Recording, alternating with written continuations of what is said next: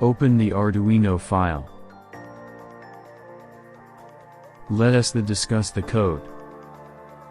We have included Arduino header file ESP8266 HTTPS header file and ESP8266 Wi-Fi header file.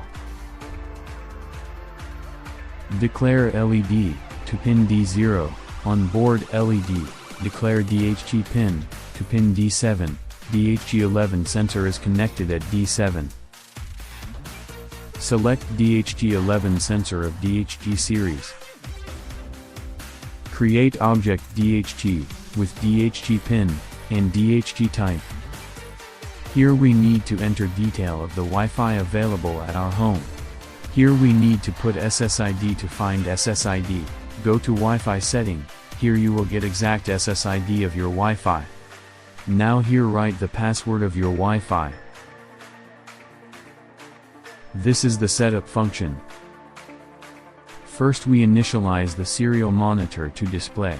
Next, we will use pin mode function to declare LED pin as output pin. Next, again we will use pin mode function to declare DHT pin as input pin. Now we will use function digital write to make on board LED off. Code to initialize DHT11 sensor for temperature measurement. This is important function, Wi-Fi.begin.